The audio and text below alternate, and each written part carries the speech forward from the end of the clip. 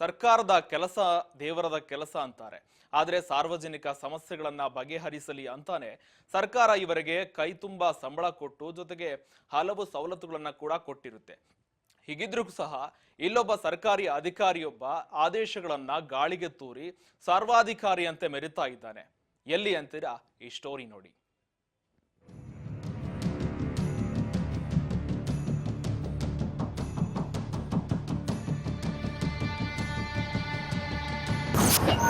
ಆಫೀಸ್ನಲ್ಲೇ mobile ನೋಡಿಕೊಂಡು time pass, ಕೈ ಬಿಸಿ ಮಾಡಿದರಷ್ಟೇ ಫೈಲ್ಗೆ ಕೈ ಹಾಕೋದು ಆಸಾಮಿ. ಜನರು ಏನಾದ್ರೂ ಸಮಸ್ಯೆ ಹೇಳಿಕೊಂಡು ಬಂದ್ರೆ ಅತ್ತ ಕಣ್ಣೆತ್ತಿಯೂ ನೋಡಲ್ಲ.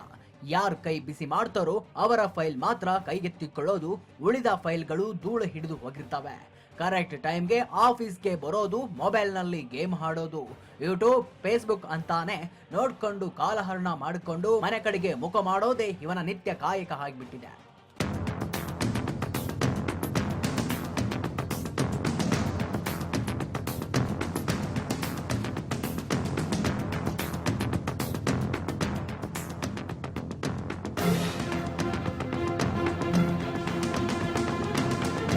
ಎಸ್, ಉಡುಪಿ ಜಿಲ್ಲೆ ಕುಂದಾಪುರ ತಾಲೂಕಿನ ಸಹಾಯಕ ಆಯುಕ್ತರ ಕಚೇರಿಯಲ್ಲಿ 34 ವರ್ಷದಿಂದ ಠಿಕಾಣೆ ಹೂಡಿರುವ ಶಿರಸ್ತೇದಾರ ಆಗಿ ಕಾರ್ಯನಿರ್ವಹಿಸುತ್ತಿದ್ದಾನೆ. ಈ ಭ್ರಷ್ಟ ಅಧಿಕಾರಿ ಬೇರೆ ಯಾರು ಅಲ್ಲ, ಈತನೇ ಕೆ ಶಂಕರ್.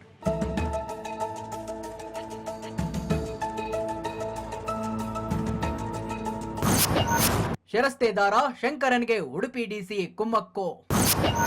ಶಂಕರ್ನ ಹುಪಟಳಕ್ಕೆ ರೋಸಿ ಹೋದ ಜನರು. ಉಡುಪಿ ಜಿಲ್ಲಾಧಿಕಾರಿಯ ಕುಮ್ಮಕ್ಕಿನಿಂದ ಈ ಭ್ರಷ್ಟ ಕ್ರಿಮಿ ಸರ್ವಾಧಿಕಾರಿಯಂತೆ ಮೆರೆಯುತ್ತಿರೋ ಆರೋಪ.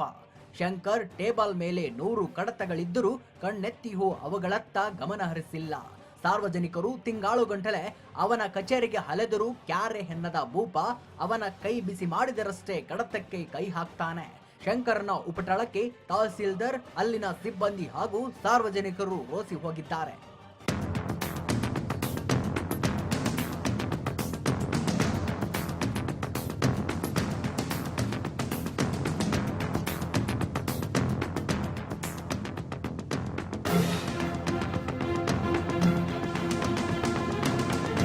ಇನ್ನು ಈತನನ್ನ ಬೇರೆಡೆ ವರ್ಗಾವಣೆ ಮಾಡುವಂತೆ ಸಾರ್ವಜನಿಕರ ಒತ್ತಡ ಕೇಳಿ ಬಂದಾಗ ಸ್ವತಃ ಸಿಎಂ ಸಿದ್ದರಾಮಯ್ಯ, ಕಂದಾಯ ಸಚಿವ ಕೃಷ್ಣ ಬೈರೇಗೌಡ ಅಂತವರೇ ಈತನನ್ನ ವರ್ಗಾವಣೆ ಮಾಡಿದ್ರು ಈತ ಕ್ಯಾರೆ ಹಂತಿಲ್ವಂತೆ. ಸರ್ಕಾರಿ ಆದೇಶ ಅಂದ್ರೆ ಈತನಿಗೆ ಟಿಶ್ಯೂ ಪೇಪರ್ ಅಲರ್ಜಿ. ಈಗಾಗಲೇ 4 ಬಾರಿ ವರ್ಗಾವಣೆ ಆದೇಶ ಮಾಡಿದ್ರೂ ಕೂಡ ತಲೆ ಕೆಡಿಸಿಕೊಳ್ಳದೆ ಇಲ್ಲೇ ಠಿಕಾಣೆ ಹೂಡಿದ್ದಾನೆ.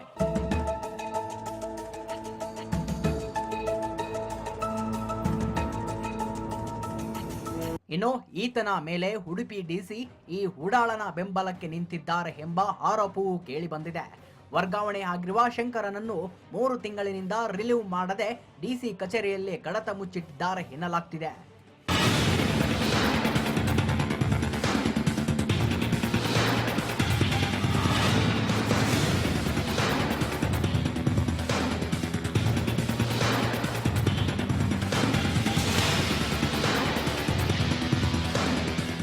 ಯಾರಿಗೂ ಕೇರ್ ಮಾಡದೆ ಉಡಾಪೆ ಮಾಡಿಕೊಂಡು ಸಾರ್ವಜನಿಕರನ್ನ ಹಿಂಸಿಸುತ್ತಿರುವ ಈ ಉಡಾಳನಿಗೆ ತಕ್ಕ ಶಿಕ್ಷೆ ಆಗಬೇಕಿದೆ.